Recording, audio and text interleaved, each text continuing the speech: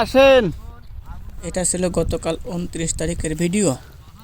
প্রচুর শীত এবং কুয়াশা ছিল মাঠে, যদিও কুয়াশা একটু কম ছিল, কিন্তু সারাদিনে কোনো সময়ই সূর্যের মুখ দেখা যায়নি। সারাদিনই এত ঠান্ডা পড়ছে যে মাঠে কৃষকরা একটা পাগল হওয়ার মতো অবস্থা হয়ে গেছে।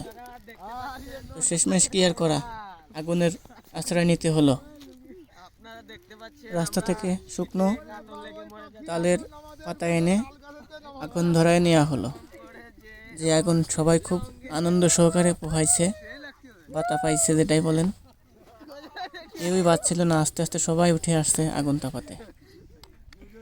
এমনকি পাশের জমি বা সাইডের জমি থেকে অন্যান্য মানুষ এসেও এই আগুন তাপাইছে। প্রতি বছরই সত্য প্রবাহের কারণে এরকমটা হয়ে থাকে, মাঝে মধ্যে আরও আগুন ধরানো লাগে। এই বছরও তার ব্যতিক্রম হয়নি, আগুন ধরানোই লাগছে।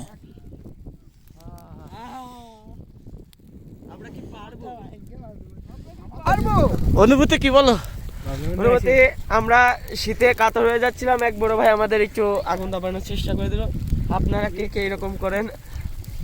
সে হয়তো বা লজ্জা পেয়েছে, অথবা সে আর বলতে পারেনি, যার কারণে আর সে বলে নাই।